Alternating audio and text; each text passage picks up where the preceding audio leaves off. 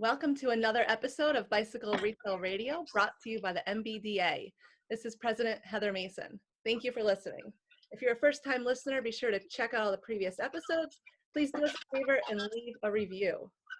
Today's guest is Larry Black, founder of Mount Airy Bicycle and College Park Bicycle in Maryland.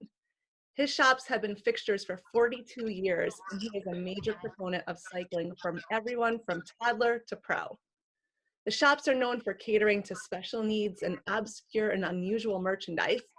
The shops host special events, charities, and were recently featured as one of 7 businesses in an annual magazine. I have a feeling this will prove to be you've heard it from the retailer conversation, and we're going to dive into specific things from Larry for tips for you to make your business more profitable and successful. Special thanks to Mint Socks for their support of the MBDA.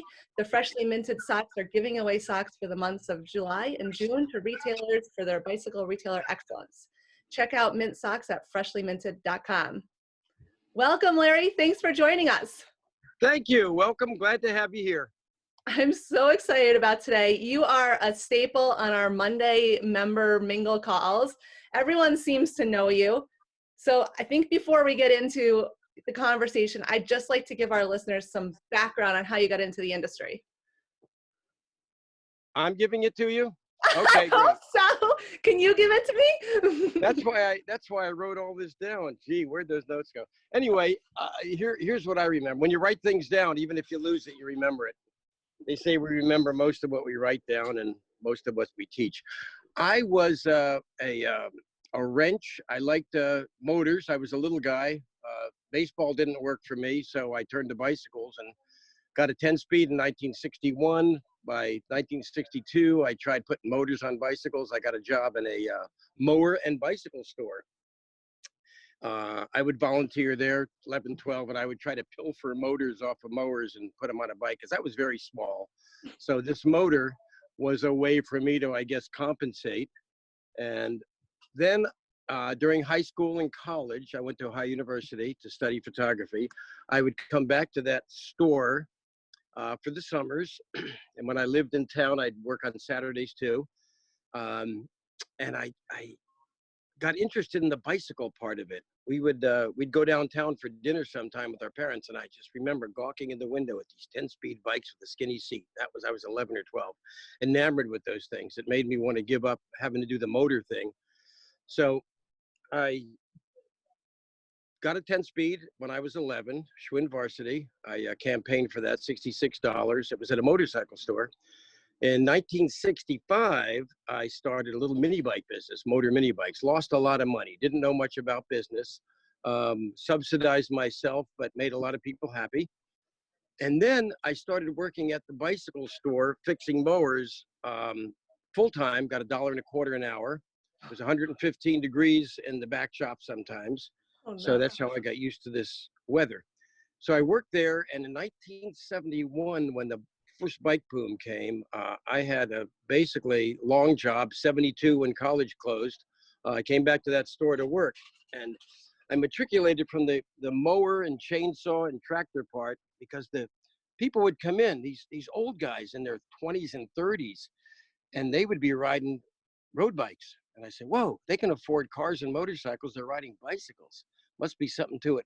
So I became a bike freak back then, okay? We had a big safety pin in our bell-bottom pants. That was a rite of passage. Showed people that you were a cyclist. Big diaper pin on the bell-bottoms. Tie the ponytail back, and we'd ride single-speed, fixed-gear bikes. That was the first trend of that was early 70s. It was a boom. We'd get 300 Schwinns in, and we'd stay up sometimes all night, and I ran an assembly line putting the Schwinns together.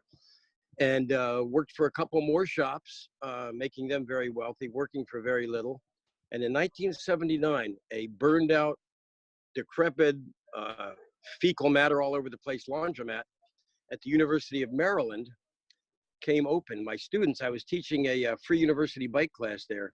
And my students said, there's a bike shop that should go into that laundromat. So one of my students, who is Linda, now my wife of 40 years, and I borrowed a little bit of money, $1,100 for the first month's rent, and made a bike store out of it, doing all the work ourselves, picks, hammers, chisels, And being a laundromat, we had 440 volts and people were getting sparked and water was coming up all over the place.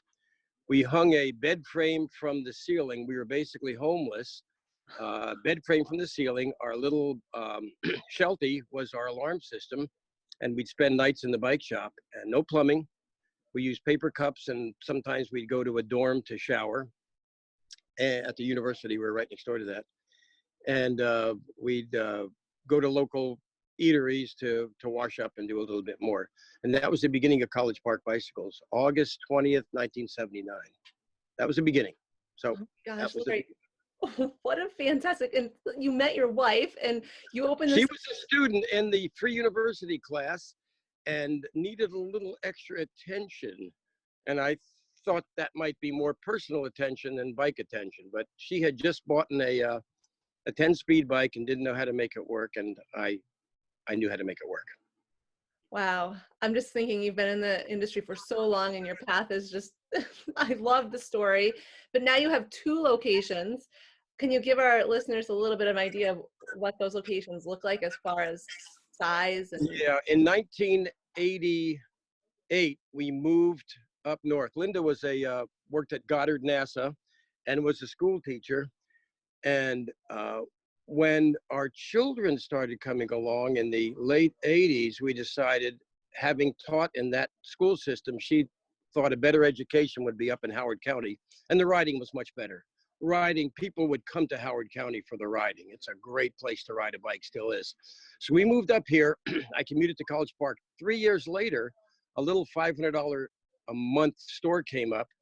And she said, why don't you open a little store there, work a couple days a week? And that became Mount Airy Bicycles. It got huge. The stores are both 3,000 square feet, including the workshop. We make a lot of use of the ceilings and the parking lots. Even before COVID, we were known as the parking lot shop. On rainy days, we would pull the bikes under the overhang. It's a lot of people accused me of being what's called studied carelessness. I didn't put this in your notes. Studied carelessness is when you wear the torn jeans or the distressed furniture, or you leave the barber shop and you mess your hair back up just to make a look. And they consider the questionable organization here as a ploy to get people to go on a treasure hunt to find things. And they like it. They like walking in here because it's like an old hardware store. It's non-sterile, okay? Things are clean, we're sanitized, but there's just things hanging off of things, And so that's the atmosphere in the store. There's a couple aisles. You can get through, and you can usually find what you want. It takes a little bit longer than a conventional bike store, but nobody ever accused this of being a business model. Yeah, Larry, I'm thinking, and I'm looking at you now in the video, and you're definitely most always in our Monday mingles. So if anyone wants to see Larry's store, he's in video in the Monday mingles. But it always seems like you are walking through just some amazing. It's like, what's behind you? I just want to go in and look myself. What store are you normally working out of, Larry? I work at Mount Airy because I like it up here in the country, much better. It's 30 miles from the other place. We didn't open here because it was a hot market. I opened here to escape, to get a place where I could demonstrate bicycles, and people that came here would come here for us, not people that happened to be walking by the urban area that has been College Park.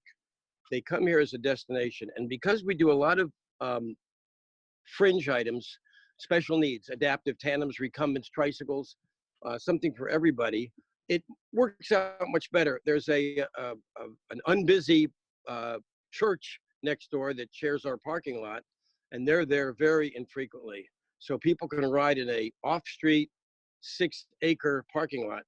And the country roads here are terrific for riding bicycles. We've got 12-foot shoulders and 11-foot traffic lanes, thanks to my bribing the paint guy with a pair of Oakleys a few years ago when they put the stripe down. So we got wide shoulders. And I'm mostly at Mount Airy every day, opening to closing. And then I go to College Park on Thursday nights, and I'm there Sunday noon to 5. We're not open Sunday up here. So I get to transfer items back and forth to get a little bit of flavor, do a little bit of helicopter management, change light bulbs and toilet paper when I go there. You're busy. I'm wondering about the brands, Larry. You know, we talk about all the products you have and how people come to you almost to just see what's happening in the shop. Have your brands changed over the years? Can you tell us a little bit about that? I was one of the first Trek dealers, Bianchi dealers. I was the fourth specialized dealer in the world. Top first 10 Cannondales. I like to say that the only two brands represented in the store have been Bianchi and Fuji, which go back to the 1880s, they claim, that predate me in the bicycle business. And I have come to think that I'm more of a concept than a concept store. Back in the day when I went to Schwinn school, they wanted you to be a Schwinn dealer that happened to carry other things. I want to be a dealer that happens to carry what I carry. We do have major brands here. Currently, it's Cannondale, Fuji, Trek, and 5 or 6 second and third tier brands, which we like. And when something comes along that has supply, we'll buy it, we'll make friends, we pay our bills on time. We've never, ever, ever taken a penny's worth of loan from anybody. Linda pays all bills with anticipation if possible, everything on time. Because the fees for being late with your taxes, being late with everything, all these fees just add up, and that cuts into the profit. So we make a lot of use of space. Brands can change. 15 years ago, one of the major brands that I used to carry said, you've got to carry this mix of models. I said, that mix of models doesn't work for my people. And we have to do this deductively. Find out what my people want, get them what they want, not sell them what we need to buy from you. So it's been nice knowing you for 33 years, and we'll move on, no problem. So brands, I like to think of ourselves as the brand, like a travel agent. A travel agent, I really don't care if it's United or American, as long as it's not Frontier or Spirit. I go with what the travel agent decides for me. I trust them. I want people to trust us and know that we care. I love that analogy, Larry. And I'm just thinking your shop is so unique. Like, I can't wait to visit. But the concept of having, you know, I guess at the time when you started, you didn't, I don't know if you could foresee that you'd have two shops eventually. But what was the mission vision? And was it having just such an array of products and fitting so many people's needs, or has it? When we first opened College Park, the 79, College Park was a very burned out, drug infested area, and we were an unusual business selling hard goods. We had some mopeds that was popular back then. They only lasted about 2 weeks because of the smell. My former employer, who had underpaid me, he knew that for many years, actually came in, did some of the demo work, and supplied me with merchandise for the first year. Just gave me the stuff. Tens of thousands of dollars worth of stuff. That's how much underpaid I was, because I really wanted to keep his business going through hard times. That was a famous shop in DC. And so we started with a mix of KHS bicycles. I really wanted one of the big four: Fuji, Peugeot, Schwinn, and Raleigh. There was an 11th commandment that if you're not a certain chain store in Washington, you weren't getting Fuji. Schwinn really wanted our firstborn to do it right. And I really wanted the Schwinn name because it was, and I thought the brand was everything. So we sold some Peugeot, we sold some Motorbicane originals, and the KHS bicycles. KHS really helped us out. People said, what is that? And I had a lot of these other never heard of brands, but people knew that I'd been in bikes so long that the brand didn't matter. And I said, KHS, they make all these other brands, including maybe Schwinn. We were one of the first giant dealers back in 91 when they had their show. We sold Ross bicycles made in the USA. So I gradually learned to figure that brand didn't matter. People liked us for what we did, not what we carried. And then with your knowledge and being, you know, the mechanically inclined, you could just tell them what was a good bike and they trusted you. I mean, you come across as like just so authentic and people person that you can tell that you're genuine in what you're trying to do and help people just have more fun, right? And we've learned a lot about people too. My employees are just astounded. I can tell something about an employee, the way their car pulls into the parking lot, the way they steer in, and the way they get out of the car and walk and look at the bikes. And this has taken years. This is nothing you can learn from a course or a seminar or even from me. It's just a sixth sense. And some of these guys are getting it. If you hang around with me long enough, you will get it, and just learn. And I've had a very good time um, being a judge, okay, and assimilating to that person, okay, being that person. Some of our former presidents talked a little different language when they were in one part of their country or city than when they were in another. And our ability to speak different languages to different people. And we do have people, we have staffers, by the way, different part of language. We do sign language, we do Spanish and Russian. So we try to work with people. We like to be inclusive, okay, with this. And that's, we didn't set out to be different. We set out to accommodate uh, the people around us. At the University of Maryland, it was college commuters. 90% of the people that went to Maryland at the time, it was 45,000 students, were from New York, New Jersey, and DC maybe. It was a good school. Back when I was in high school, a D average got into UM. And now you've got to be in your top 15 or 10%. So it's become an upscale school. But the bikes they rode, they would come down with department store bicycles. And we'd have to learn to fix those and fix them quick and not insult the people with those bikes. So our goal was to try to get them on working bikes, because we did a lot of free service for a certain period of time. We even do follow-up work on our assemblies and our tune-ups. But the mission was to, I'd like to say, keep fun between people's legs. That's something I'm famous for doing. That was the mission. It was no business model. We kept our bills paid. Thanks to Linda, she paid everything on time, and that get us a reputation. In fact, she paid the rent 5 days ahead and still does. We tried to accommodate this. We would do special things. First look fair at the campus. We would go up and exhibit bikes. We'd loan bikes to people. In fact, in the day, at the King Kong bar, people wanted to go drinking and they didn't want to drive their cars, so we'd rent them a bike for the drinking night. People didn't want to wait in the drive-in window at the bank for a donut or something. We'd loan them a bike to go to the drive-in window, or they could go to the car lane. So different kinds of things that just come to me, not that I've studied or read, are some of the secrets of the longevity.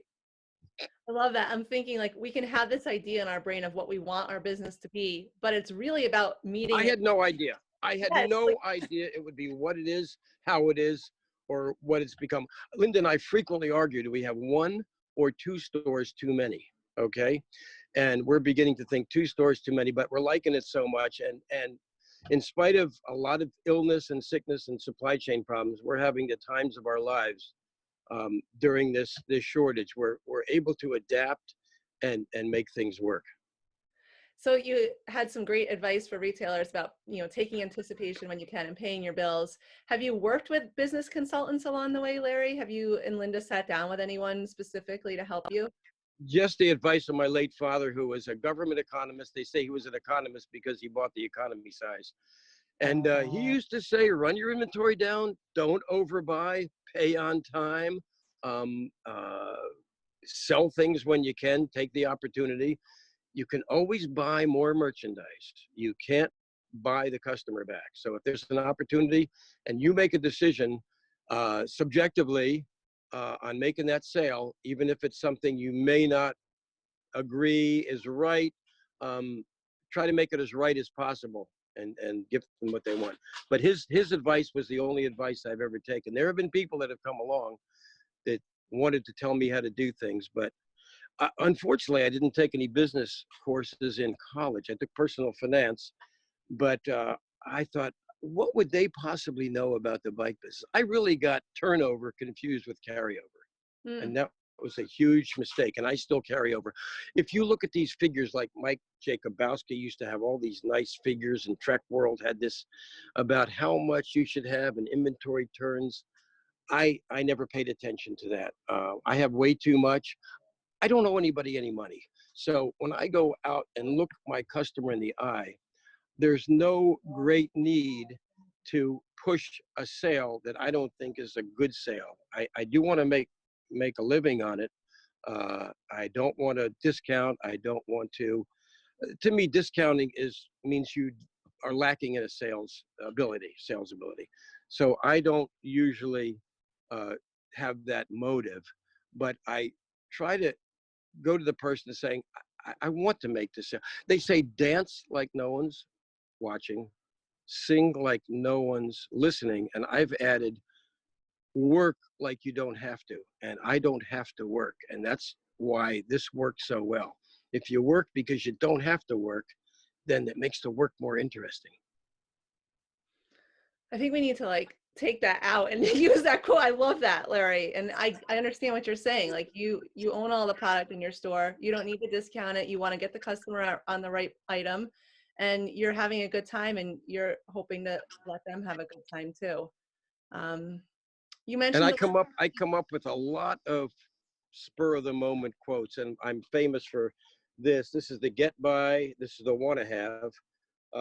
How long do you plan to enjoy this gem, this bike? Well, 10 years. I said, well, here's the want to have and here's the get by.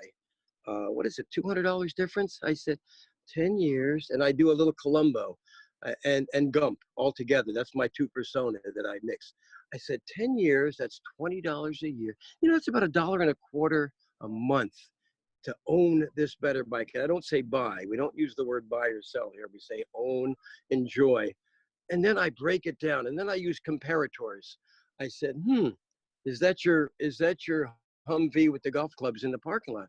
I said, let's see, the difference in these two bikes is a round of golf with a mixed drink and a cigar. I said, or a dinner for four with bad wine. And I come up with comparators just to get people thinking. I get called out on this sometime, but I find it enjoyable. I like to make people think. Yeah, I love it. I've never been disappointed with spending a little bit of extra money, but Well, we use the word investing. investing, at the time it's hard, but if you can, put it into something you can understand, I love that because you're helping. I've never been disappointed with investing in the better product. And we like to spin things. When you said hard, my employees might, or a customer will come in, but that's hard to do. I said, terrific, hard. That's several steps above impossible. And I said, I do hard things Monday through Friday. I do the impossible things on the weekends. And if you'd like a miracle, let's make an appointment. So I spin it and I try to cheer people up. My bike has a problem. The employees go like this and they'll say, great, how did you get down to one? Things like that. Just wake them up, shake them up. They're coming gloomy, they'll smile. Get them smiling. All right. So Larry, you talked a little bit about this past year and the supply a little bit, and you said that you and Linda are doing good through it. So can you talk about, the shop currently and how you've evolved over the past 15 months? Yeah, you're talking about related to the shortages in the pandemic and what Jay doesn't want to call the bike boom. I call it a surge, maybe. Yeah. Last March, Governor Hogan got on there and says, 5 o'clock, you're shutting all your retail businesses down in Maryland. I got a call from Patrick, the mayor of College Park, or maybe I called him. And he is on Rails to Trails. He's a big shot with Rails to Trails. They headquartered in DC, I think. He said, Larry, guess what? I was talking to Homeland. I was talking to the governors. I was on the blower all day. You're an essential business. We're open. So immediately we got motivated. Okay. We've always picked up, delivered, curbside. We've always done that. We just advertised it more. We just let people know through social or whatever that we will come to your house. We will pick up, we'll have it ready same day and make everything work for you. So other things that we really relished in is when the supply got short, I got motivated to start moving. I came up with a new word, legacy bicycles. And I've got a little baggie that's grown 3 times on my bulletin board at home to put one of my little 4-digit tags in. And I have one of these on every bike. I'm up to 4,875 now. And each one of the bikes has a tag. So I got this and I have a huge bag. I'm going to make a collage out of it one day. The used bike started moving. And I told people, look, when peacetime comes, should peacetime come, you can upgrade to one of those modern bikes about which you asked. Very few of these people are coming back. They're loving their legacy bikes. The parking lot for a while looked like it was 1979 all over again. Just a lineup of beautiful, classic Raleighs, Schwinn's, Ross, just classic bikes. People got on them. We put comfortable seats, high handlebars. They were loving the bikes. And I was in my element. I kept going to the warehouse every day, bringing back a few more bikes. And people were just happy to have something domestically produced that was designed, as Grant Peterson called, busage, last a lifetime. So that got us through. We sanitized things here. The supply got short. I'd rob Peter to pay Paul.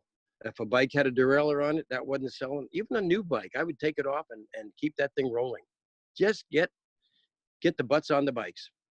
Yeah, keep it rolling. How about your staff? We've been talking a lot about, staff are hard to find, staff are burnt out. How many employees do you have and how do you keep them happy? And They really like my craziness here, or what they like to call the studied carelessness, but it's not studied, it just comes. We've got 3 full-timers here at Mount Airy, including me. I work the shop every day. I don't take a day off. Tomorrow at noon, I'll be flying to the Dolomites for 3 weeks, and I'll enjoy that. We're doing some mountain biking, meeting our first grandchild, and our 3 children and Linda and I get together every year or 2. So this is our 2nd year thing to do that. So I feel good about doing this, knowing that I put in the sweat during the week. I don't need a day off to groom the dog or get a haircut. Okay, I don't. If I want it, I can leave. Last Friday, my daughter called and said, "Come up to New Hampshire. I'm getting a house inspection." 30 hours. I was on a plane, came back the next day, worked the next day. So I can just do that. It's not important that I be here every day, and I can operate it by remote control with the telephone now. So 3 full-time, 3 part-time at each store, plus or minus. They like the fact that they don't get stuck in a routine. Back in the 70s, when 300 Schwinns came on a semi, that was not fun. That was just boring. That was like being, pardon me, but a checkout person in a grocery store. They can be friendly because they talk to people all day. But to put these kids in the back room and just say, assemble these bikes. People are coming in to buy their varsities, boring bikes, okay? Strong, but boring, and get them together. They like the fact that every day, we don't know who or what is going to walk in the door. There'll be a 1950s used bike that comes in, and the young guys love to clean those up. They like to make them sparkle. They enjoy this, okay? We got a kid out there, it's 93 out there now. He's a Eagle Scout high school guy. No problem. We only turn the air on here when it's 90 and above, and that's when I wear shorts. We get used to it because people have to go outside eventually into the real world anyway. Yep. So if you get them hovering, hunkering in climate control, then they're not going to want to go outside and enjoy the bikes. And what the product we sell is an outdoor product. And the other guys like the fact that we get challenges, right? One guy's been working, it's getting a little bit too much, 7 hours diagnosing a tricycle, electric trike, what do you call it? E-trike. And it's frustrating, all because the customer didn't tell him that when she folded it, she cut a wire underneath. Okay, that wasn't reported. So things do get frustrating here, but they like these challenges and they don't like routine. And they like the fact that we are different. They brim in the fact that we're different. And most importantly, that my 18-year-old kid out there can walk up to a 70-something senior citizen, put him on the trike, and just, he's got the grandson image. And the people love these people, and they have pride in doing that. Even this young kid, been with us a year and a half, can sell a trike to a senior. That's, to me, the kind of job I would have liked to have back then. Yeah. Not go in the back room and put a spark plug in the chainsaw. That was not fun. Yeah, you're making an impact on someone's life, a true difference. It's a fun job, right? They love it. They like the variety. They like the variety of things and the variety of skills and jobs they do. One moment the kid will be sorting inner tubes. He'll patch some. We patch tubes here. And another moment he'll be selling a $7,000 trike to somebody. Variety, change, like no repetitive stress disorder. Larry, I didn't tell you that I was going to ask you this question, but off the cusp here, because we're just chatting, I'm thinking about it. How are you training your employees? I've heard from a lot of retailers recently, they're looking for advice for training employees. Oh, it's always on the job. I have a statement I put in your questionnaire: hire for the attitude and train for the skill. A know-it-all comes in that knows everything. That's nice, but I've gotten these people out of these training schools, and you really have to unlearn them in many aspects. They watch me. There's nothing in the store that anyone can do better than I can do, except operate the computer terminal. I pretend like I'm doing something else. I said, I'll go work on the guy's bike. You write it up. And I'm very accurate when I do it, but it takes me twice as long to go through all those fields. And these younger people grew up with fields and sorting and all that. So I let them do that. And it's kind of like an illiterate person pretending that they know how to do it, but they don't want to do it and they want to do something else. So on the job, and each as they go along, the first thing I'll do is I will try to delegate, and I do the menial things too. I'm known to reach in a toilet with a Scotch-Brite and clean it out, no glove. Okay, I have no problem doing that. Okay, so I'll clean the toilets. Hopefully, I'll let them use a glove and a stick brush, but I will do this if I have to. I'll change the light bulbs. I do a lot of things myself. We'll get into that when we do the cost cutting. But on the job, and each time I'll give them something more menial. Sort these tubes, Brandon. A known task that he doesn't have to come and ask questions. And I'll gradually work them into more and more responsibility. And I show them how to do it. Then I ask for a demonstration, like showing your customer how to use the quick release or shift the derailleur. Demonstrate, follow up, ask for a demonstration that they can do it, and then refer them to YouTube if they need a lot of information that you can't provide at the time. So on the job training, definitely. I don't send them to schools. We can sometimes do some tutorials like Trek University, and the guys like that, and they get little spiffs for that. That's fantastic advice. I'm just thinking, okay, you've been in the business for so long. So I gave you like a little prep that I thought it'd be fun to do some of Larry's best tips for our retailers listening. And so if okay with you, I'm just going to jump into these questions and let you give some sage advice to some people. And I want you to prompt me on some of those, since if I bring that screen up, I'm going to lose you. Okay. So first question, for a retailer thinking about getting into the bike business, do you have any advice? I would make sure that they have a store experience, people experience. They got to be a people person, okay? Bedside manner, people person, and work for somebody else for 6 months to a year. Work for somebody else in the similar business, okay? There are people that they call them headhunters. They look for people in business. If I were going to do it, sometimes when I look for people, I think we're off a little bit here, but when I look for people and I'm at a fast food place, there's ducks and there's eagles. If I see an eagle, that's the person that gets more people done. I'm in two lines. One's got the checkout person that's an eagle, and one has got the duck line. Okay, that eagle person is the type of person you want to hire. Now, what was the question again? For someone thinking about getting into the bike. Yeah, work for somebody else if you can. Whether it's part-time, full-time, apprentice. I've got volunteers that come in here. We have a lot of volunteers. A friend of mine from I do wrench work overseas with a tandem group, Santana Tandems. I've been doing that for 30 years, and a lot of people watch me work in the field, and a couple of them have flown in. One guy came all the way from Calgary. He says, "This is amazing. I need to learn more." Flew in from Calgary, spent a week here, brought his trombone. We played in the band, and he got more out of that week here than the last 10 years he's had working on bikes. So I would say volunteer somewhere. Maybe it's one of these local co-op things where people get donated bikes and fix them up for the needy. Those are great places to get skills. Come into this store. I'll give you sweat equity. I'll give you a discount on parts, and I take volunteers. When I can get away with it, young kids down to 10 or 12 sometimes can do a great job. Sometimes the parents throw up a flag, but we have a lot of homeschool in this area. And I tell people that we have a very good command of people skills, interpersonal relationships, math, and a good command of the language. And their kid will learn a lot hanging out here a couple hours a week as a work study. So if you get into business and surround yourself with winners, these motivator people say, surround yourself with winners, can-do people, resourceful people, not just people that go through the motions. Leave the ducks back in the pond, get those eagles around you, okay? And Larry, you also mentioned to make sure your goal is not primarily motivated by money and profit as another thing to consider when you're getting into the bike industry. Yeah, I came up with a P thing. I know they have these P20 groups, and I got two things from Zig Ziglar back in the day. He used to do speeches at at bike events or something. He says, if you help enough other people get what they want, you'll get everything you want in life. Mm. And if you go there with that premise, and then I've come up with this P, but he used to say goals had to be personal,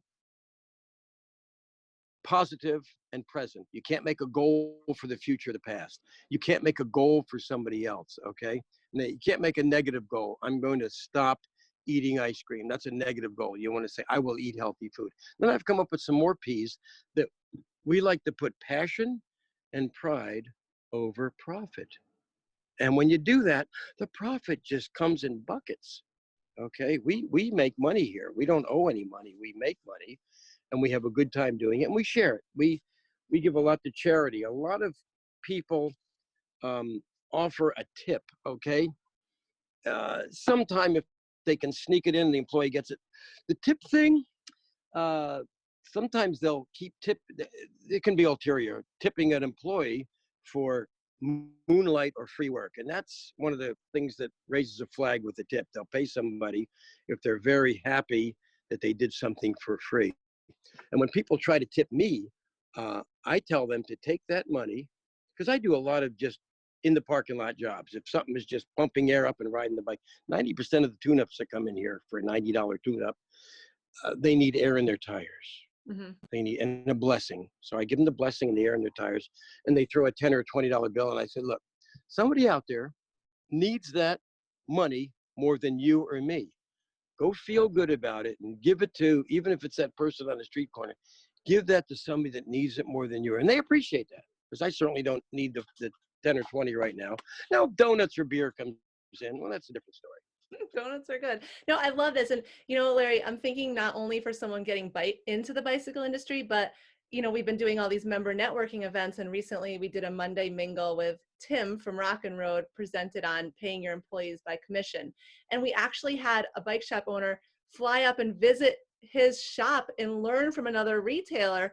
And so I'm thinking, like, we have to get out of this mindset that it's all about us, and we have to just be more helpful to everyone. And even if you're in the bicycle industry, go visit another bike shop and spend time with that owner, right? And learn from them, right? And bite your tongue if they don't do it your way. Yeah, that's true. Yeah. Right. Remember, most of us are the world's foremost authorities of our own opinions. This is true. That's a great idea. It's just, and I visited stores. I make a point to visit places, and the ones I really like are the studied carelessness. There's probably 10 that I know of in the country that are just brimming with confusion, and that makes me feel better about my place. One store I visited, Linda was with me. It was in the East, and she says, he could double his business if he did one thing: ran a snow shovel down the aisle, because you literally had to walk over things to get in the aisle. So there's a certain degree of studied carelessness that is out of bounds, and that place was one of them. But we can learn a lot from the others. I think that's a great point. And another piece of advice, we may get into this later, was by all means network with your other retailers. And I've been in the NBDA for a long time. Of course I recommend it, but up until, I don't know, when you and Rachel and this new administration came in, I've been very cynical. I've been a downcast with it. I said, what are they doing for me? I'll pay my fees every year for the 15 or 20 people that are on the chat thing. But these mingles, and I don't do tweeting or TikToking or any of that. I'll go on Facebook if it's an emergency, okay? And doesn't mean I don't do email. I had a trio with me at the leadership conference back in the 80s, okay? And I was doing email, and they thought I was taking notes, okay? So I'm way into the connection thing. But when you people took over the NBDA and did these mingles and these podcast radio things, it's a whole new world. And for anybody to get into it and not pay that up front, they're missing a big portion of what they could be. And of course, when they're in, they help me. When I teach a bike class, I've been doing that for 45 years, I learn things in these bike classes. I learn things from customers every day. So thanks. Yeah, it's been so much fun to learn from other retailers, and we throw out questions and we just have conversations, and I always come away with something and a new idea. So I'm glad. you need to learn from other people's mistakes because you'd never, ever have time to make them all yourself. Yeah, it's been enlightening for sure. All right, I got another question for you, Larry. For a retailer working with brands, thinking about purchasing and managing inventory, I mean, right now, so many people are thinking about what am I doing for next year? Do you have any advice for retailers? I liked it because of space limitations. That's why, main reason I do all my repairs in one day, in and out. Sometimes while you wait, if you can wait an hour or two, it's space. I make so much use of space. And I have 7 buildings down the road full of old bikes and boneyards and things that I don't know what my heirs are going to do with. But I don't like to overbuy and overstock. Years ago, um, bikes came by motor freight, and you could only buy those Schwinn's 100 or so at a time. Then UPS started taking bicycles. It was great. You could order a bike and bring the bike. District Cycle Supply was 7 miles from our College Park store. Yet they wanted me to stock 30 to 40 kabukis at a time. I said, why? You're right here. I can drive up and get the bike in 15 minutes. So that ended that. I don't like to overbuy, of course, and I'm very poor at crystal ball and the future, which is why I don't like pre-season ordering. I'd rather pay a little more. Okay, I don't like exorbitant freight charges. So when I order my hand-to-mouth bikes, sometimes it's 10, 15, 20 at a time. And this store will sell 700 to 900 bikes in a good year, maybe 1,000 in a great year. I like to get them in time. I don't like them sitting around. And because we have so many great pre-loved bikes, I don't really want to stock what's called a broad inventory, okay? So, and of course, only buy what you think you can move in a certain amount of time and pay for, okay? I used to hoard and collect bikes thinking, well, if I don't sell that bike this year, it's going to go up in value. And I was used to working in an inflationary time in the 70s, 80s, 90s, inflationary, which means every year the new bike would be up. And the bike I had from the previous year, the price would rise with the tide, which is what's going on now. A $70 1966 Raleigh is going for $250 to $300 now. That doesn't mean I made all that money. Because if that $70 back then were tied up in a better instrument, something that turned over, and that goes back to the saying that and much by my father, the longer you keep something, the more it costs. I'm finally getting out of this. It seems like I'm earning more, triple and quadrupling the original price of the bike, but I'm not, because I've had the money tied up all the time, which could have been in other things, okay? So I say don't overbuy. I'm not a preseason person, and I don't have a crystal ball. Buy what you think you can sell. And don't just get what you like. I've been guilty of getting things I like, and there's certain things I don't like, and I don't like selling air canisters. I just a ethical thing for me. I don't like CO2. Okay, not because little thing's going to kill the planet. I just don't think you need to buy air. Okay, I don't buy water. I don't buy air. Water comes out of the ground. It's fresh. Air is free. I don't want to pay for it. I don't like these little chain cleaning machines. I have ways of doing my chain that I'd have to show you in person. So there are certain things I just won't carry, and I don't mind. I tell these guys, I don't need the money bad enough to sell something I don't like, okay? You can buy that stuff anywhere. So that's what my advice, not to overstock, not to just do what you like, and not just to get something because it's different and new. And there's too many new, and don't fall for the hype and the pitch of so many new things. Your turn. I love that advice. All right. Okay. Service shop and managing repairs. I'll never forget one time we were on a Monday mingle and you were mingling as you were taking a bike in, and we were talking about, I guess, like writing up like repairs, and you were like, look I noticed this right here, like on the fly. So any advice for a retailer about the service shop and managing repair? Yeah. Take a look at the whole picture for a minute or two when the bike comes in. Figure out what the bike's worth. I don't like to do a $90 repair on a $60 bicycle, and I will tell people this in my Colombo Gump format. I don't tell them it's a cheap bike. or a bad bike. I don't do that. I said, this bike, I tell them what it is. I said, this is a $60 bike when it's not on sale. And you're better off saving what you'd put into this repair and investing. And I told that to a man the other day on a Roadmaster 24-inch purple girl's bike with a shock, just yesterday. I emailed and I said, should we donate this bike? I said, it's a $70 bicycle. It's going to cost this to fix it. And that's with hard work and very favorable labor rates. He said, oh, I want it for my girlfriend. He was 50 something. Fix it. Came in to pick it up yesterday. He put two $20 bills on the table. It came to $104. It needed a lot of parts. And I vetted him 2 or 3 times to not do it. Okay. And I looked at the whole picture. I made that bike better than it's ever been. And working at high investment of time and a low cost. He put $40 on it. He was deaf. Okay. So I signed to him a little bit. And he put the $40 on the table and started taking the bike. And then Paul knows a little bit of sign language. He said, here's the ticket. And the guy, not too much money. It's too. I said, what part of this is what it's going to be might you have missed? Okay. And he was a happy-go-lucky guy. It wasn't bad. He left, paid for the bike, and smiled on his way out. So look at the whole picture. See what you have there first. Make sure you're not getting into anything that's going to open cans and that you have to keep calling that customer with what the insurance company calls a supplement. Okay. You want to try to catch things. I can smell a bent frame from far away, and I'm not afraid to go out and tell people that their frame is bent. And we have on the, I use a computer now, but we still have some of the old Sutherland's tickets, and on the back it has the thing called an unsafe bike report.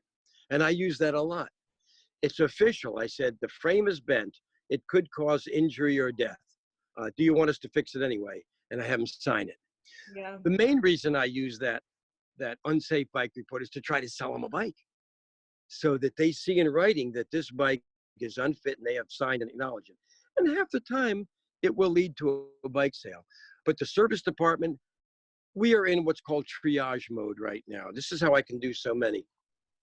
Sometimes you have to play God in these cases, but you have to be the judge of whether that bike is worth doing. And when I have an overwhelming amount of bikes, I do the easiest ones first. That gets more customers on the road faster, clears bikes out of the way, opens up the sea. And some things that are quick, you delegate to the kid out there. Okay, air in the tires, tighten up their pedals, take it for a ride. And 3 bikes today came in. They said, this bike needs a lot of work. We're going to the beach. I said, kind of short notice. However, I don't use but, I use however. I take it for a ride. And I said, that's one of the, I said, I'm very tolerant to thin seats, but this is riding on a metal pan. I put a $60 seat on for her on her 1977 3-speed. I said, look, you can't get new bikes anyway. I said, if I sold this bike used in my store, it's $200. She felt good about her bike. Didn't have to put a tune-up on it. I put the saddle on. I rode the bike around the parking lot, showed her how to take care of the squeaky brakes, and that's gone. That was 7 minutes. Okay, $60 sale. A happy customer. I even charged her a little bit of labor for cutting the seat post down. Something more complicated, you have to decide whether you want to turn that around now or take it in. I usually take it in, spend an hour on it, have them come back in 2 hours. So the perceived value. And if something takes 7 minutes and it's just me hitting it with a hammer, I still take an hour. I don't want them sitting around watching over me. I will invite them back. I have an open store. You can see what I do if you really want. But by the time it takes to explain everything, some of our employees just go to the computer, write up every cable, every ferrule, every wire and little bit and thing, and that just takes time. Right. In the 3 or 4 minutes you watch me on that bike, I'll have the bike done. Okay? I'll put lube in the cables. I'll sand down the rust. I'll turn the bike over, make them happy. If it's what I call bling or elective surgery, okay, I want to motorize my bicycle. Blah, blah. I said, your bike is functioning. That's better than most people out there. Let's save the bling and let's save the elective work for the fall when my rates are lower and I'm less grouchy and I can do a better job on your bike. So be the expert, get them rolling. Don't take in every bike if you don't need to. Make them happy. If it's a BSO, bicycle shaped object, and it looks like it's not worth it, you have to be discretionary and do it friendly. Do it in a friendly way. Bicycle shaped object. I like that, BSO. All right, Larry, I got another one for you. This one's really important as we're looking at, some shops have less bikes to sell right now. Advice for controlling fixed expenses. So how can we control those fixed expenses as retailers? I do as much as I can myself. We change our own light bulbs. We clean our own floor. We clean our windows. We try to keep. We recycle a lot. Okay, we have a steel collector guy. He makes his money off our aluminum, and we separate the steel and the aluminum. He comes by every month. I usually give him $20 for gas. He's kind of a charity case. He's the Good Samaritan scrapper. And he comes by, so he gets a pickup. I don't know how he gets more in a pickup than I can get in the bike shop sometimes. And he takes all my metal. So there's things I don't want to put in landfill. Every morsel of cardboard. In fact, Linda takes the white paper to a church recycling thing, all white paper. Brown paper and cardboard go in my big thing outside. I flatten the boxes. I save number of pickups. They say if it goes into trash, it's no good. From Larry, it's no good to anybody for anything. And then we have artists that come and get parts, so I save on trash expenses. The landlord takes care of what little lawn we have here. We change our own light bulbs, clean our own floors, put our own fixtures in. Other costs, we had a rag service at College Park, okay? So I told them how to get 5 wipes out of one rag, the middle and the 4 corners. So you always have a fresh corner in case you have to wipe something. And they'll go and they'll take a nice fresh rag and reach into, that's 25 cents every time you take a rag. They'll reach into the bottom bracket with a nice fresh rag to clean all that grease out. I said, just go into that can, get that Dunkin' Donuts bag that I would have kept anyway, and wipe out the bottom bracket. I said, go into that can and tear a corner off of a box. That's your notepad, and tweak it in the spokes. You don't need a 3-part form for everything. So certain things that just seem obvious, when you spend money on things, it all adds up. And cutting costs, paying the bills on time, paying the taxes on time. Avoid being a franchise owner, in my opinion. A good store, we're about 11 to 12%, which is unprecedented profit. That's what I get as a corporation, me and Linda, before we pay our personal taxes. A good store, though, will make 7 to 9. I know some of these figures. A franchisee sometimes wants 2 to 6% to use their bags and their name and things like that. You don't need that. I like to say the more you try to be like somebody else, the less you're going to be like yourself, okay? I did try to join well, no, I was drafted and I had medical things, so they turned me down. But that is being a company person and serving a good cause. But being a pawn in the franchise thing, I don't know. That's just my thing. For some people, yes. But for me, absolutely not. Otherwise, I'd had that job that I was turned down for as the bike coordinator in DC, being another government worker. So costs, you got to keep them down. And we do a lot of twofers. I don't waste any time, just like we don't waste money. We don't waste any time. If it's after 10 o'clock in the morning when we're opening and you're on your way outside, you better have a bike in your hand, maybe 2. At 5 o'clock, we close at 6. If you're coming in that door, have a bike with you. That's called a twofer. You're going someplace, have something with you. Network at home. What's on the bottom stairs, it needs to go up. What's on the top stair needs to come down. Don't waste a trip. You're going up anyway. Take that with you. Take what's on the top down. And we do a lot of twofers. Sometimes I'll have to transfer something to my other store in College Park. I'm not going to UPS it. I'll ask customers. Anybody going near College Park? How about a donut and a soda? Take this down, put it in your car. So people work for us, and we do a lot of this networking, okay? If there's somebody in town with a truck and chips in the back, I say, I need some trees. Do a little bit of a job for me. I'll take care of your bike with a tune-up. Try to barter for things, okay? And that's how we do it. It's loose. It has to be loose. It can't be rigid, okay? I like that. These are great tips. Thank you, Larry. This is really great stuff. Okay, I'm gonna move on. I have this question, and I think it came up in a mingle, and I want to Keep going. ask it right now. So you're the owner, the manager of a bicycle store, and you're at the store, and you're watching one of your employees talking to a customer, or trying to work with a customer to figure something out, and you're noticing that your staff member is unable to handle the customer or the situation. They're going the wrong direction.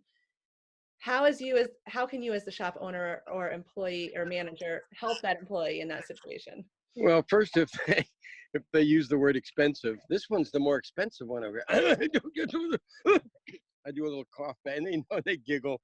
And sometimes I hear everything that's going on in here. And sometimes I've been known to chime in a little too much. I try not to undermine the person. Um, and if a customer is out there doing what we call having coffee with the customer, I'm just BSing and we're talking about other things, concerts, music. Okay, that's okay. That's the warm part. And I do that. If somebody drives up with a dog, we like dogs here, and we'll talk dogs or something, but you got to work them towards why they're here and why you're here. So I'll do the cough or something. And sometimes if the coffee break is taking a little too long, we'll call them on the phone.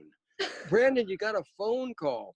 We get him in the back of the store. Oh, while he's on the phone, hey, did you notice this over here? I didn't say can't do that, won't. We try to turn it into positive. Instead of the can't and won't, I'll say, wow, have you seen? Did you know? Oh, we just got our kickstands in. If I see a bike without a kickstand, and I knew the employee forgot to mention the kickstand. I said, oh, we just got our kickstands in. So it doesn't seem like a sale. Perhaps you were here before and you didn't get the kickstand. I said, most people can use it. It might force you to put your bike somewhere where it doesn't belong, but for the most part, it is a way to support cycling. I'll throw a little bit of that in there. So I'll do a turnover sometime, and then I'll casually, and when I go out on the floor, I've got a dust rag in my hand. Okay, I got this from Harry Friedman years ago. That way, and there's a thing called a U-turn. I've picked up some of this. I think that was a Joe Marcoux thing. But anyway, I have a dust rag, and I'll go out there, and I'll dust bikes or air them up or move it, and casually talk to them. Okay, oh, hey, cool, like road bikes, huh? Or whatever the opening line is. That way the customer doesn't say, whoa, I got this guy all the way out of the back, and I feel really guilty because I'm just looking.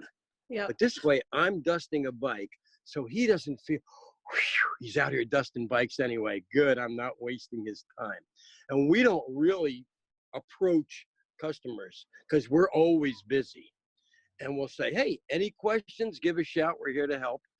And when they're silent for a while, because this place it awes people and they're overwhelmed, and I can understand that. I'll say, hey, we're suspicious of those that don't ask questions because they might be spies from another store. Okay. So if you need, I said, and I forgot more than some people know. And we try to work comedy into this thing because everybody needs humor. Okay. So when they do that, I'll do this turnover. Okay. And then and I've been guilty of this. Sometimes I've contradicted something. They said, well, this has got a front motor and I like a hub motor, things like that. Sometimes I've contradicted. So you have to be careful not to paint yourself into that corner or to especially undermine that person or reprimand them in front of people. I've done that over the years. I've done it discreetly, but not discreetly enough. So you learn by that. And sometimes, very rarely will I appreciate this, employee react back to me. They'll get me in the back and tell me that I didn't do it right. And I will tell them if they didn't do it right, but not enough. I've not been known for overly amounts of stroking and love, but my love is a little tougher, but it's good love. Okay, it's the quality love I give these people because I care about them. And I think you'll get to that later about caring for your customers, caring about them. There are 8 reasons why people buy what they do and from whom they buy it. Merchandising. This place is careless, okay? But you can find things. Product knowledge, okay? how you close the sale. Do you have a Lego place for the kids? Are the bathrooms clean? Customer service. What's number one? I told you in my thing. They're knowing that you care about them. That's above customer service. Because my customer service has been known. Some people just don't get it. Okay. They're expected to be treated like maybe Disney. Mhm. Okay. Okay. I can't fake it. Okay. I get very real with people, but no, I leave them knowing that we care.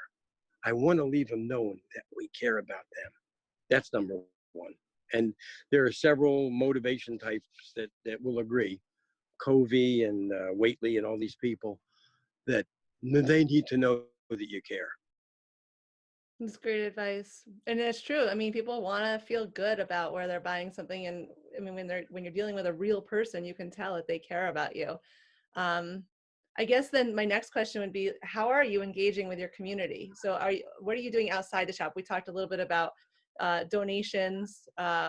We talk about a little bit about teaching Yeah. customers how to service the bikes. What things are Yeah. you doing in your community? Well, of course, the average business, not just a bike business, must get approached hundreds of times a month for some kind of a handout. Okay. We do what's called sweat equity and in kind. Okay. I just don't pay money. It's like teach a man to fish or give them a fish. Okay. We want to teach people how to fish. I got a very interesting one. One of my volunteers, he now works here, just retired from NPR, 60 something guy, loves the store.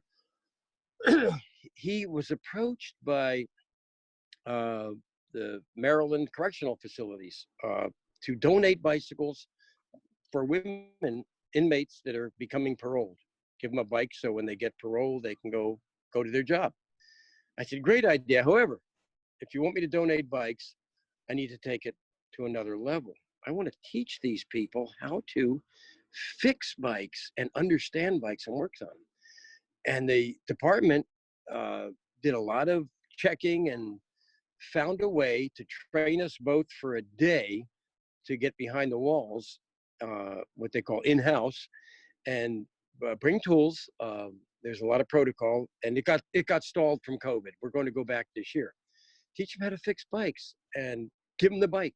Let them fix the bike, have the bike when they get out. And we do this with other charitable organizations too. I do a lot of service work at local events. When I'm approached for a charity or money, it has to involve bicycles because there's so many out there. It has to involve either a bike event or giving a bike as a prize, not just a money handout. I don't do that. I got to draw it somewhere. Right. So we do a lot of work. We do a lot of work with special needs. We do free wheelchair work for people. Okay, like put a tire or tube in. If you got a wheelchair, we'll do that. The community comes here and they know that we do a lot of adaptive things. So we do that for wheelchair. Major work we charge for. And then the local schools, I've done talks at some of the schools. Anecdote, biggest mistake I ever made. I had 150 first through third graders on the floor at the New Market Elementary School 20 years ago. Oh no. Anybody here not learned to ride a bike yet? Oh, a few hands went up. Few hands went up. First grade, what's that, age 6 and up? Should ride a bike by then. Few hands went up. So most of those hands that went up had mothers at home who called me that day that I embarrassed their child Oh in no. front of the school. Oh no. Oh, so I said, tell you what I'm going to do. Bring him in. I'm going to give him a lesson, whether there's a bad dad involved. I don't care. Bring him in. I'm going to teach him how to ride a bike. And all happily ever after. You go by in the Jimmy Cone. I'll teach him how to ride a bike. Best intentions. Had no I idea made. you were gonna get that. Um, so anything you're doing to keep up with the changing inventory and consumer needs right now? I'm digging deeper and deeper and deeper into my used bike. Things I thought I'd never sell, I'm digging out and finding homes for. Making a nice sign. Hey, 100% original Survivor. It's a good word, Survivor. Legacy Edition Ross bicycle, made in USA. All the good features, and I'm digging those. I'm stopping by yard sales and picking up bikes, fixing them up. When I go to Florida a couple times a year, I'll FedEx a few bikes home from the senior communities and get them up here, and robbing Peter to pay Paul, encouraging people to drive around looking at the ends of driveways for bikes for sale, going on Marketplace and all that, buying bikes and bringing them to me. Mail ordering a bike, bringing it to me. I'm getting over $100 for assemblies now, and I give a free follow-up with that. People are loving it. Wow, I can identify with this shop. They didn't scold me for ordering this bike, okay? Mhm. When it's wrong, I don't like to say I told you so, but I told you so. And sometimes we'll take those in trade for something from us. And they like this. They like that this shop did not knee jerk and kick them out of here because they jumped the line and bought a bike somewhere else. Yeah. Okay. When a trade comes in, I said, you buy it here? No. I said, well, then I'll give you more for it because we're trying to build customers. And I just surprise them. You got to kill them with kindness, surprise them, keep it humorous. Okay. Head up, not head down. And we try to get people to follow this creed. And so that's how we're keeping up. We're adapting. We're adapting to some of these shortages, okay? And I don't want to leave any customers hanging because the industry doesn't have their part. I want to keep their butts on that seat. Larry, No matter what it takes, even if it's a part off one of my bikes, even if I have to loan them my bike. I loaned a guy a touring bike to take a trip to Boston. He comes back and says, what a great trip. Can't get bikes now. I says, take my bike. Comes back and throws 2 C notes in my face. And I said, oh, I can't. Hey, take it. Says, I had the time of my life. Great bike. Bike came back better than I said, put new brake shoes on it. something he'll remember forever. Yeah. People remember what they're given. They don't always remember the discount, but they remember what they're given. You give somebody something. Rivendell gave me a bike 15 years ago for writing an article on the NBDA forum. Grant sent me a bicycle for coming out against the industry. And when we get down to the thing, I'll tell you some of the things I'm against.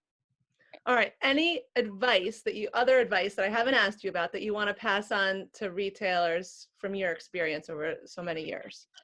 Every day is a new opportunity. Go into that store expecting something different to happen, okay? Go through your day, and if it looks like you're having a tough day as you drive or ride your bike to the store, if it looks like you're going to have a tough day, challenging day, pretend you got everything done that day and that you're actually driving home.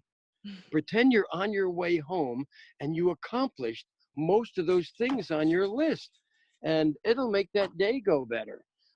And enjoy the job every day. And the fact that if you didn't get your ride in, okay, then you rode vicariously through those people you put on the road, okay? That's really good advice. All right. Best cycling advice you've ever been given I've been given or have given out? that you ever have been given. Oh, okay. Best cycling advice. Eat before you're hungry. I think I came up with that one. Drink before you're thirsty and get into the low gear before you go up the hill. And if you're going to pass somebody in the sprint, back up a couple lengths. This is a great one. I used to just pull out and head for the sprint with 100 yards to go. I'd suck that wheel as long as I could. But then Mike Walden, people will know who that is, at a camp in Florida, says, back up 2 bike lengths when you're 200 or 300 meters away, then accelerate in behind him, and then gradually go around. Don't just pull out and go, okay? And the best advice I've given is pedal with ease and shift with authority. That's going to be on my epitaph. That means people that try to shift their bike under load are sometimes become pedestrians, okay? And I have to give that bike to people with $15,000 tandems and people with $90 Huffies. Shift with authority, pedal with ease, not the opposite. I like that. How's that advice? That's good. That's good. All right. But I don't sprint. I don't accelerate in behind people anymore. I'm not. But I give that advice to customers. It's good advice. I have a couple more questions, Larry. The industry, is there anything you would like to see in our industry that isn't here? Yeah. Or any changes? Simplify. Mm. Simplify. I like throwback. I like the past. Okay. I don't like walking over to change a TV channel. I've gotten lazy. I'd like to see fewer models, less overlap, less forced innovation. Okay. Uh, uh, fewer. We don't need 700 different SKUs from some of these big players. They've gotten away from huge catalogs. I like that. I like the online thing. My shelves are devoid of paper. It's great, but I'd like to see less hype, less people that come out with something laughing all the way to the bank. In marketing, I never took marketing class, but I've heard through these motivation people that in order to sell something, you got to sell fun, and you have to come up with something different.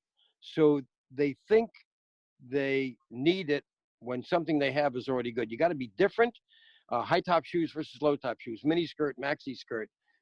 Keep changing it just for the change of sake. And I'm thankful I'm not in the fashion industry. It's like, and definitely thankful I'm not in the food industry, because I'd want to carry over food and I would sell spoiled food that's 20 years old, just like my bikes.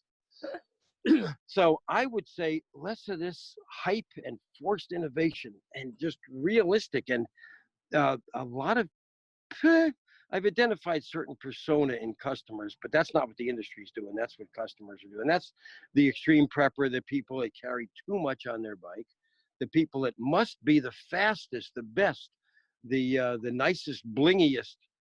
People want to be the best at something. Okay, fine. And then the perfectionist. I'd like to see less perfectionism. Okay. It used to be this thing where people would get so close to the bike looking for a fingerprint or a smudge, we'd call them sniffers. Okay. We thought they were smelling the bike. So that I'd like to see less of the cosmetic industry. I think it was $47 billion was spent, not invested in this country last year on being cool. Okay. I have cool bikes, but they're humble cool bikes. They're not just who can spend the most money and get the most bling on their bike. I don't know. I'm a little more real. Hey, but I'm still glad they're investing that money here rather than something illicit. So I'd like to see less forced innovation, less overlap in models. We don't need a model every $30. I'd also like to see more of the networking and the sharing, like you have encouraged us to do, and for which you've provided these forums to do. I'd like to see more of that. I thought I'd never share any of this until I was retired. But the more you help others get what they want, bada boom, the more you get what you want. Yeah, Larry, I've been working on a book since 1999, and there's a section on our website called Missives from Larry that the web guy used to collect, and he'd put them up as missives. And it's some things are a little off the wall, but that plus a lot of tech tips. A writer from DuPont has been collecting this, and I said, we're not coming out with the book till I close down both stories. He said, why is that? I says, it would make me too busy, and I don't want to be too busy. I mean, people have said they love hearing, what you add to the Monday Mingles, and people definitely want to learn more. So thank you for, giving us so much time.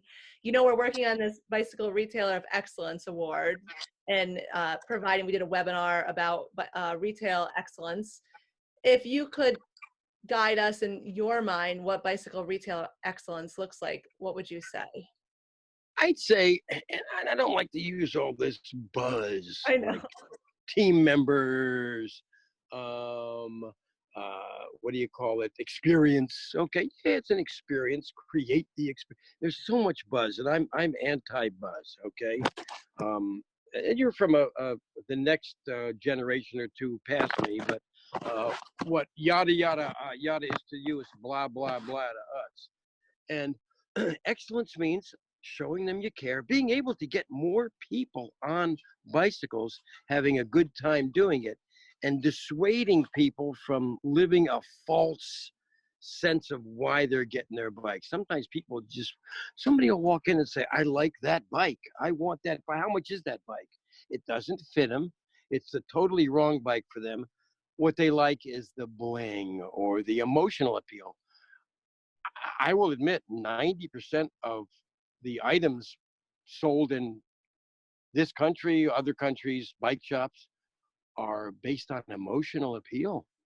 And the industry knows that emotional appeal is something that's very strong. Emotion. I mean, emotion can cause war, emotion can cause death, but they're buying bikes based on emotion. And the reason I have so many of these trade-in bicycles and bikes I bought outright is because somebody was talked into something that wasn't for them. They thought it was going to change their life. So an excellence means providing the right bike and the right size to the right person, making sure it fits what they want, or your services. Make sure your services fit what they want. Just you can't go out with dollar signs in your eyes saying, wow, I'm seeing a $90 tune up there. I'm seeing new grips, new cables. The cables are fine on that bike. The brake shoes are fine. File them down a little bit. Don't just go out there and see how much you can take from the fewest number of people, but see how little you can take from the most number of people.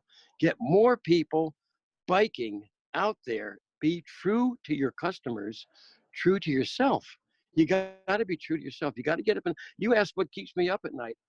If I'm awake longer than 3 minutes, it's a miracle. Okay. I work every day as hard as I can, helping as smart as I can. I used to work hard. Now I'm working smart for as many people as I can for as long as I can. And I'm out like a light at night. So, and I try to get 7.5 hours so that I can be gangbusters all day here. I'm a textbook case of ADHD without medication. Okay. And it helps. It helps me here because I can relate to a lot of different kinds of people and I can relate to different situations and I can play different parts. When you're doing good work and you're being a quality person, you don't have any stresses to keep you up at night, right? You know, you're doing good stuff. And I got to keep throwing it out to you. Before you did this, what you're doing is a miracle. You're changing. You and your people there are changing lives. This is my element. You have helped me find my element, and that's come from a 55-year veteran of this industry. Somebody 1/4 my age comes along and gets all this going. It's amazing. Thanks. I truly care. I really it means the world to me. So when you first appeared, and I said, "Oh, not again." Mr. Sinnet came. I said, "Really?" 30 years ago, they did this thing. We're hiring an executive director, Glenn Bostrom or something. Nice guy, but why did we have to hire an executive director? And he didn't do anything but executive direct. Okay, you are a peer. Okay, you're still in the bike thing. You still work on bikes? Not very good, but I do. Yes. You come one week here, you will learn. Okay, how to fix a bike and I own a shop, Larry, and I was the mechanic, and I fix my kids' bikes, and I fix my bike. How do you own a bike shop? I thought they owned you. I used to own. I love you. That's one of mine. I know, I like it. All right, so if people want to learn more, if they have questions, which I'm sure, can we share your contact information, Larry? And I also recommend don't get a stupid email address that you have to spell and write to everybody. Larry@bike123.com. Don't do the cutesy stuff, okay? In business, that doesn't work. You drop it when you apply to college. You drop the cutesy, okay? And Larry@bike123.com. Our website is as easy to remember as 123. And it's the remnants of what my son designed when he was 15. He actually started the thing and put it together. So he went on to bigger and better things. The last thing I'd want my do is have my kids get into this racket. So where is Linda, Larry? Is she in the stores too, or? Oh, try that sometime. Try that sometime. It's better to be. She is in her office. Now, she took my class. She accompanies me on these. It's a tough job, but somebody's have to do it. We've gone on 23 international trips with Santana. She plays hostess, and I play mechanic. Okay, they don't pay me, but I don't have to pay them. And we fix bikes in the field, and it's all river cruises and ocean cruises now. So you get up in the morning at 7:30, eat a huge breakfast. You ride your bike all day. You can meet the ship for lunch or it's 5 figures a person, double occupancy. But these people, they can afford it, and I'd rather them do that than a Legionnaire's cruise with the ships are usually between 50 and 100 people. Okay, and it's someone's got to do that job. So she goes on those trips. So she's learned enough about how to take care of bikes on this. She can put pedals on and off. Okay, she knows how to charge her e-bike. Okay, and she's up till 2, sometimes 3 in the morning, making up for all the mischief that we create here, like bills. Okay, and she'll sleep till 10:30, 11. She gets claimed 7 hours, but I think it's less. And she spends time at the home. They call it the home office. Okay, and comes in here from time to time, but not often. One of her friends, Beth, who's been helping her with as assistant secretary for years, Beth comes in here. Beth's 50 something, comes in here once or twice a week, helps me operate the cash register, does some inventory work, gets accused of being my wife sometime.